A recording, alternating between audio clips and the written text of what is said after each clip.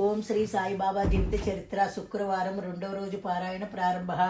షిరిడీ ప్రజలు ఎన్నో పనులు చేసుకుంటూ కూడా శ్రీ సాయి లీలను గానం చేసుకుంటూ ఉండేవారు. ఆయనను దైవముగా గుర్తించి సేవించిన వారు ధన్యులు. ముహుద్దీన్ తంబూలీతో సాయిబాబా ఒకసారి కుస్తీ పట్టి ఓడిపోయి నిబంధన ప్రకారం షిరిడీ పులిమేరల కవతల చిట్టడవిలో ఉన్నారు. బయాజీమ ఆమె వెతుక్కుంటూ వెళ్ళి సాయికి అన్నం పెట్టేది. సాయి ఆమె కొడుకు తాత్యాన్ని జీవితాంతము కాపాడాడు. తంబోలి షిరిడి విడిచి వెళ్ళాక సాయి మరలా ద్వారకామాయికి వచ్చి ఉన్నారు. అప్పటి నుంచి రోజు గ్రామంలో భిక్ష తెచ్చుకుని అందరికీ పంచి ఏ కొంచెమో తాను తినేవారు. నేను బానిసలకు బానిసలని భక్తులతో అనేవారు.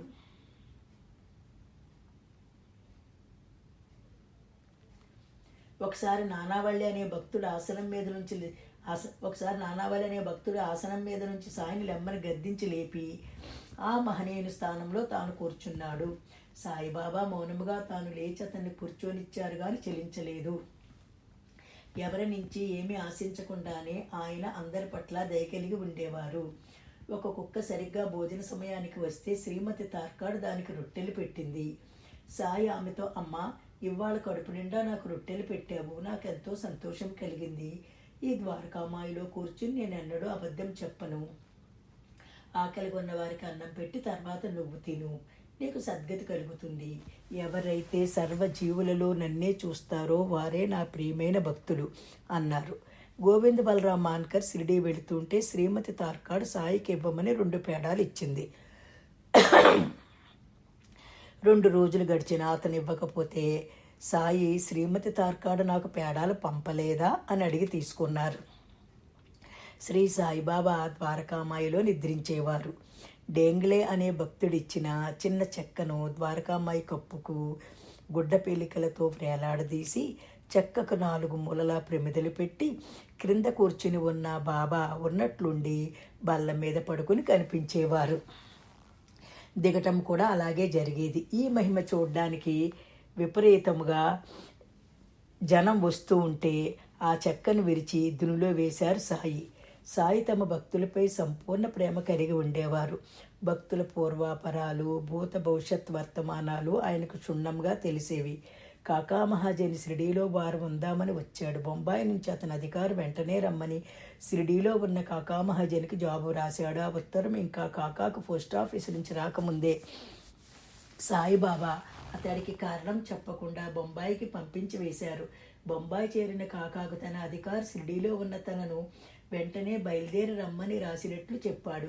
కాకాకు తనను సాయి వెంటనే బొంబాయి ఎందుకు పంపారో తెలిసింది.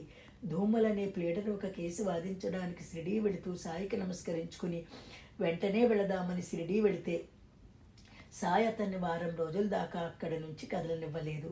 తరువాత వెళితే కేసు సరిగ్గా వారం రోజులకి వాయిదా పడి ఉంది. సాయి వద్దన్నప్పటికీ తాత్యా కోపరగామలో సంతకు వెళుతుంటే త్రోవలో టాంగా గుర్రం కాలు బెడికి కూలబడింది. ఒక విదేశీయుడు దర్శనానికి వస్తే అతని ద్వారకామాయి ముందు ఖాళీ జాగాలో క్రింద కూర్చోమన్నారు సాయి. అది అవమానంగా తెచ్చి సాయి ఒకరోజు ఆగి పొమ్మన్న వెనుక షిరిడీ విడిచి బయలుదేరాడు. త్రోవలో టాంగా ప్రమాదం జరిగి గాయాలై ఆసుపత్రిలో చేరాడు. ఒకరోజు సాయి నేను ఇవాళ కాషాయ వస్త్రాలు ధరిస్తానన్నారు. నాసిక్ బ్రాహ్మణుడు మూలే శాస్త్రి ద్వారకామాయికి వచ్చి సాయిపై పూలు వేయగానే ఆయనకు అక్కడ కాషాయాంబరధారి అయిన అతని గురువు గోలప్ స్వామి దర్శనమిచ్చారు. నమస్కరించి లేచేసరికి సాయిబాబా ఆశీర్వదిస్తూ కనిపించారు. అలాగే శ్రీరామ భక్తుడైన ఒక డాక్టరు ద్వారకామాయికి రాగానే అక్కడ బాబా స్థానంలో శ్రీరామచంద్రమూర్తి దర్శనమిచ్చారు. నమస్కరించి లేచేసరికి సాయిబాబాయే అక్కడ కూర్చుని ఉన్నారు. అన్ని జాతుల వారు, మతాల వారు చేతులు కలిపి ఐక్యతను సమకూర్చండి. భగవంతుడు మిమ్ము రక్షిస్తాడు. మోక్షము సాధించలేని జీవితము వ్యర్థము. ఎవరైనా మీకు కీడు చేస్తే తిరిగి జవాబు ఇవ్వకండి. చేతనైతే ఇతరులకు మేలేమైనా చెయ్యండి అని చెప్పేవారు సాయి. వేసవి సెలవులకు షిరిడీ వచ్చిన శ్రీమతి తార్కాడ్తో ఒకరోజు సాయి, అమ్మా, ఏదైనా తిందామని బాంద్రాలో మీ ఇంటికి వెళ్ళాను. అయితే అక్కడ తినడానికి నా కోసం బాబు ఏమీ ఉంచలేదన్నారు. కారణము, ఇంటి వద్ద సాయిబాబా చిత్రపటానికి రోజు చేసే పూజలో ఆ రోజు శ్రీ తార్కాడు నైవేద్యం ఇవ్వటం మర్చిపోయాడు. శ్రీ సాయి ఆయన పటము వేరు కాదని చిత్రపటానికి చేసే పూజలు తాను స్వయముగా స్వీకరిస్తున్నానని ఆయన సూచించారు. సాయి ఎవరినీ తన నుదుట చందనం పెట్టనిచ్చేవారు కాదు.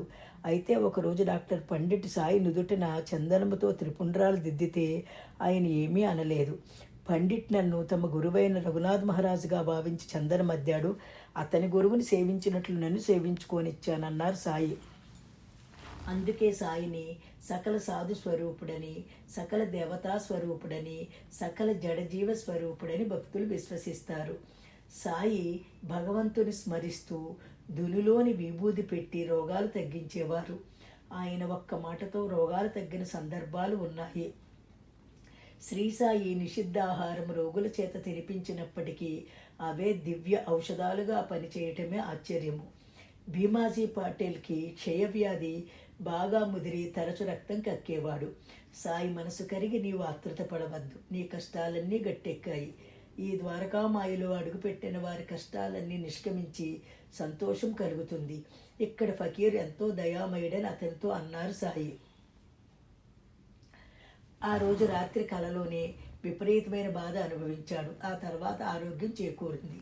అప్పుడే భీమాజీ శ్రీ సాయిబాబా వ్రతము ప్రారంభించాడు. ఒకసారి బాబాసాహెబ్ బుటి విరోచనాలతో బాధపడుతూ ద్వారకామాయికి కూడా రాలేకపోతుంటే సాయి అతని వైపు వేలు చూపుతూ, జాగ్రత్త, నీవు విరోచనములు చేయకూడదు, వమనములు కూడా చేయకూడదు అన్నారు. జబ్బు వెంటనే తగ్గిపోయింది. మరొకసారి అతనిచే బాదం పప్పు, పిస్తా, అక్రోటు మొదలైన నిషిద్ధాహారం తినిపించి కలరా వ్యాధి తగ్గించారు. అళంది సన్యాసికి ఎన్నో ఏళ్లుగా బాధిస్తున్న చెవుపోటు సాయి అల్లా అచ్చా కరేగా అనగానే తగ్గిపోయింది. సాయి ఊది పెట్టి ఆశీర్వదిస్తే దత్తోపంతుకు 14 ఏళ్ల నుంచి ఉన్న కడుపు నొప్పి తగ్గిపోయింది. శ్యామ అనే భక్తుడు మూలవ్యాధితో బాధపడుతూ ఉంటే సోనాముఖి కషాయం త్రాగించారు సాయి. వెంటనే వ్యాధి నివారణ అయ్యింది. మరొకసారి అదే వ్యాధి వచ్చినప్పుడు సాయికి చెప్పకుండా అదే కషాయం త్రాగితే వ్యాధి ముదిరింది. మరలా సాయి ఆశీస్సులతో నివారణ అయ్యింది. గంగాధర పండితుడు ఎన్నో ఏళ్లుగా కడుపు నొప్పితో బాధపడుతూ ఉంటే సాయి అతని పొట్ట ముట్టుకుని, భగవంతుడు నీ వ్యాధి తగ్గిస్తాడు అన్నారు. త్వరలో వ్యాధి నివారణ అయ్యింది. మక్కా యాత్ర చేశాననే గర్వంతో సాయి దర్శనానికి వచ్చిన హాజీ సిద్దిక్ ఫాల్కేను సాయి మెట్లెక్కనివ్వక 9 మాసాల అనంతరం అతని గర్వహంకారాలు నిర్మూలనమయ్యాక ఆశీర్వదించి అనుగ్రహించారు. థాణా నివాసి అబ్దుల్ రహీం శంషుద్దీన్ రంగారి భార్య 1913లో గొంతు నొప్పితో బాధపడుతూ ఉండేది. ఆహారం ఏమీ తీసుకోలేకపోతూ ఉండేది. ఆర్జీ గుప్తా అనే వ్యక్తి రంగారికి సాయి మహిమను గురించి తెలిపాడు. రంగారికి తన భార్యతో సాయి దర్శనం చేసుకోవాలని కోరిక కలిగింది. షిరిడీకి బయలుదేరాడు. అంతవరకు ఏమీ తినలేని ఆమె ఇగట్పురి అనే ప్రదేశంలో వేడి పానీయం తీసుకోగలిగింది. నాసిక్లో కూడా అలాగే ఆమె పానీయాలు తీసుకోగలిగింది. ఆమె షిరిడీ చేరేలోగా కోలుకోసాగింది. ఆమె సాయిని దర్శించింది. సాయి ఆమెను దీవించారు. మరునాడు ఉదయం సాయిబాబా భిక్షాటన చేసి ఆహారము కూరగాయలు తెచ్చి ఆమెకు కూడా ఇచ్చి తినమన్నారు. ఆమె గొంతు నొప్పి పూర్తిగా తగ్గిపోయి సాయిబాబా ఇచ్చిన ఆహారం తినగలిగింది. షిరిడీ యాత్ర ఆరంభమే శుభసూచకము. దాసుగణ అనే భక్తుడు ఖరీదైన కోటు, జరీ కండువా, తలపాగాతో బాగా ముస్తాబై హరికథ చెప్పడానికి తయారైతే సాయి అవన్నీ తీయించి హరికథకు మూల పురుషుడైన శ్రీ నారద మహర్షి వలె నిరాడంబరంగా దుస్తులు ధరించి కథ చెప్పమన్నారు. ఆడంబరాలకు సాయికి ఎంతో దూరము. శ్రీ సాయి తన భక్తులకు మంత్రోపదేశం ఎన్నడూ చేయలేదు, యోగాభ్యాసాలు చేయించలేదు. స్వంత అభిప్రాయాలను పక్కన పెట్టి సాయి అన్న నామాన్ని మాత్రం స్మరించమని చెప్పారు. శ్రీ సాయి ప్రకృతిపై పూర్తి ఆధిపత్యాన్ని కలిగి ఉండేవారు. ఒకసారి షిరిడీలో ఉన్నట్లు ఉండి తుఫాను ముంచుకు వచ్చి క్షణాల్లో నేలంతా జలమయమైంది. సాయి ఆకాశం కేసి చూసి, ఆగు ఆగు, నీ కోపం తగ్గించు, నెమ్మదించు అన్నారు. కొద్దిసేపట్లో తుఫాన్ తగ్గిపోయి ఆకాశం నిర్మలంగా అయిపోయింది. మరొకసారి మధ్యాహ్నం పూట దునిలో మంటలు ప్రజ్వరిల్లి మసీదు అంటుకునేటట్లు ఉంటే సాయి తగ్గు తగ్గు, శాంతించు అనగానే మంటలు తగ్గిపోయాయి. మ్రొక్కుకుని తీర్చటం మర్చిపోయినప్పుడు భక్తులలోని మలినాలు తొలగించడానికి, దానగుణం అలవర్చడానికి బాబా దక్షిణ తీసుకునేవారు. సూర్యాస్తమయం అయ్యేసరికి అంతా పేదలకు పనిచేసేవారు. దక్షిణ అంటే కేవలం డబ్బు మాత్రమే కాదని, తనకు కావలసింది శ్రద్ధ, ఓర్మితో కూడిన విశ్వాసం అనే 2 కాసులేనని సాయి చెప్పేవారు. ప్రొఫెసర్ నార్కేను సాయి 15 రూపాయలు అడిగితే అతను లేవన్నాడు. నీ వద్ద డబ్బు లేదని నాకు తెలుసు, నువ్వు చదివే యోగ వాసిష్టము నుంచి దక్షిణ ఇవ్వు, అందులోని సారాంశం ఆచరణలో పెట్టు అన్నారు. శ్రీమతి తార్కాడ్ను 6 రూపాయలు ఇమ్మన్నారు సాయి. ఆమె వద్ద డబ్బు లేదు. హరిషడ్వర్గాలనే 6 శత్రువులను సాయి సమర్పించమంటున్నారని ఆమె భర్త చెప్పాడు. అతను చెప్పింది నిజమేనన్నారు సాయి. ఒక్కోసారి భక్తులు ఇచ్చిన దక్షిణలు నిరాకరించేవారు సాయి. తాను అడిగినప్పుడు ఎవరైనా ఇవ్వకపోయినా కోపగించుకునేవారు కాదు. ఖరీదైన బహుమతులు తెస్తే తిట్టేవారు. గణపతిరావు బోడస్సును సాయి పదే పదే దక్షిణ అడుగుతుంటే అతను డబ్బు సంచి అంతా సాయి ముందు కుమ్మరించాడు. అప్పటి నుంచి జీవితం అంతా అతను డబ్బు కెట్టి ఇబ్బంది పడలేదు. రతన్జీ అనే ధనికుడు మౌల్వీ సాహెబ్ అనే సాధువును 3 రూపాయల 14 అణాలు వెచ్చించి సత్కరించాడు. తర్వాత షిరిడీ వెళ్ళినప్పుడు మొదట 5 రూపాయల దక్షిణ అడిగి మరలా 3 రూపాయల 14 అణాలు ఇదివరకే ముట్టాయని రూపాయి 2 అణాలు మాత్రమే తీసుకున్నారు సాయి. పుత్ర సంతానం లేదనే వ్యధతో ఉన్న రతన్జీ పుత్ర సంతానం కొరకు సాయిని ఆశ్రయించాడు. రతన్జీకి సాయి ఆశీస్సులతో కొడుకు పుట్టాడు. తనకు స్థిరమైన ఉద్యోగం వస్తే షిరిడీకి వెళ్ళి కలకండ పంచుతానని సాయికి మొక్కుకుంటే చోల్కర్కు మంచి ఉద్యోగం వచ్చింది. టీలో చక్కెర మానివేసి డబ్బు ఆదా చేసి దాంతో షిరిడీ వచ్చి ముక్కు తీర్చుకున్నాడు చోల్కర్. అప్పుడు ఇతనికి చక్కెర ఎక్కువ వేసిన టీ ఇవ్వండి అని భక్తులతో అన్నారు సాయి.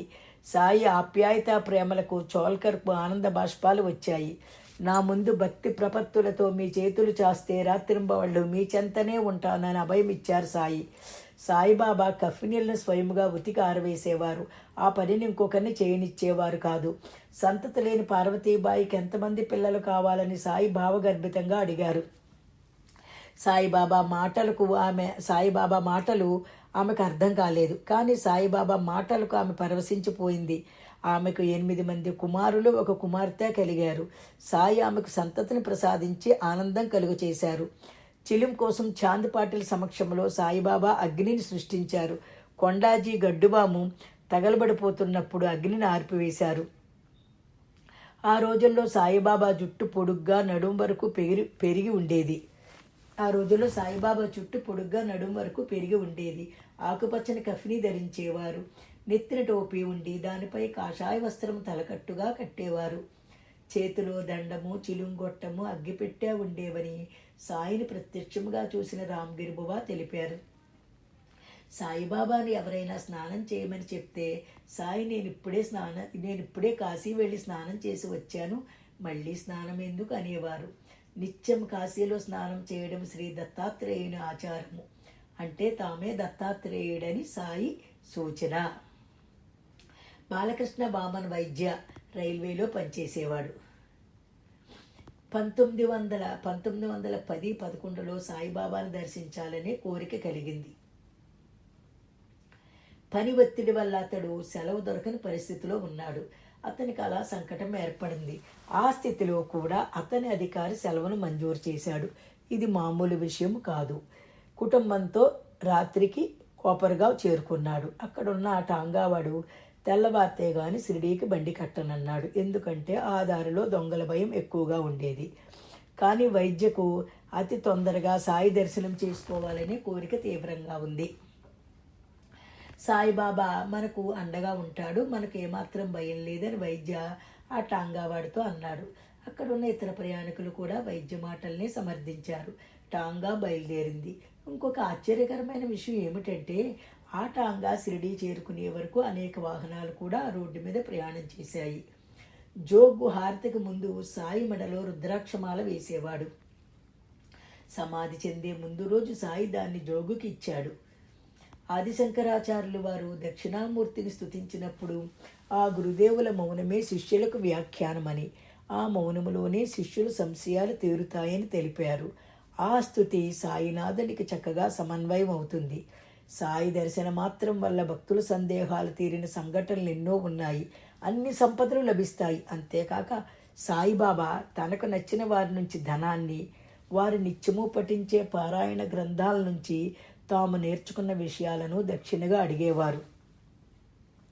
మౌనము ద్వారా శిష్యుల సంశయ నివారణ, ధనరూపేణ దక్షిణ స్వీకారము, లోకోత్తరమైన దక్షిణా వ్యవహారాన్ని బట్టి సాయిబాబా దక్షిణామూర్తియే. ఒకసారి నార్కే అనే భక్తుని కల వచ్చింది. ఆ కలలో సాయిబాబా కనిపించి ఒక కూలివాడిని నార్కేకి చూపించి నీ పూర్వమిత్రుని చూడు, ఎవరి కర్మ వారు అనుభవించాలన్నారు. ఆ కళ అంతటితో అయిపోయింది. కొన్నాళ్ళ తర్వాత సాయిబాబా వద్ద నార్కే కూర్చున్నాడు. అప్పుడే ఒక కూలివాడు కట్టెల మోపు తెచ్చి ద్వారకామాయిలో వేశాడు. ఆ కూలివాడిని చూడగానే నార్కేకు తన కళ గుర్తుకు వచ్చింది. నీ మిత్రుడు కట్టెలు తెచ్చినందుకు 2 రూపాయలు ఇవ్వు అన్నారు సాయి నార్కేతో. ఆ రోజుల్లో 2 రూపాయలంటే ఎక్కువే, నార్కే ఆలోచిస్తున్నాడు. ఇతడు గత జన్మ నుంచి తెలిసిన వాడే కదా అన్నారు సాయి నార్కేతో. దాంతో నార్కేకి సందేహం తీరింది. డబ్బు ఇచ్చాడు. గత జన్మ స్నేహితుడిని కలలోనే కాదు ఈ జన్మలో కూడా చూశాడు, అది సాయి సమక్షంలో. భక్తి శ్రద్ధలు ఎక్కడ ఉంటాయో అక్కడ నేను సదా బందీనై ఉంటానని సాయిబాబా అన్నారు. ఇంద్రియాలన్నింటినీ భగవత్ సేవలో నియోగించాలన్నారు సాయి. మన చిత్తము దైవ స్వరూప గురుధ్యానంలో లీనమవ్వాలి. వీణులు గురులీలలు వినాలి. మనస్సు గురుస్వరూపంపై ఏకాగ్రమవ్వాలి. జిహ్వ గురునామాన్ని జపించాలి. పాదాలు గురుస్థానానికి తీసుకువెళ్ళాలి. నాసిక గురుపాదాలకు సమర్పించిన పుష్ప సుగంధాలను ఆఘ్రాణించాలి. హస్తాలు గురుపాద పద్మాలకు వందనం చెయ్యాలి. కన్నులు గురు నిజస్వరూపాన్ని చక్కగా దర్శించాలని సాయి తెలిపారు. ఒకసారి నానాసాహెబ్ చందోర్కర్ 8 పోళీలు తెచ్చి సాయి వద్ద ఉంచాడు. సాయి వాటిని తాకలేదు. ఆ పోళీలపైకి ఈగలు చీమలు వచ్చాయి. నానా సాయిని కొంచెం భుజించమని అడిగాడు. నేను తిన్నానని సాయి అన్నారు. నానా నమ్మలేదు. సాయి బాబా అంటే 6 అడుగుల దేహమేనా అన్నారు. ఈగలు చీమల్లో కూడా తానున్నానని, అవి భుజిస్తే తనకు నివేదించినట్లేననే అనుభవాన్ని నానాకు సాయి ప్రసాదించారు. ఎవరు భుజించినా తాము భుజించినట్లేనని సాయి రమణ మహర్షుల బోధ. నాగేశాత్మారాం తండ్రి చేపలను పట్టి తెచ్చేవాడు. అది ఆయన వృత్తి కాదు.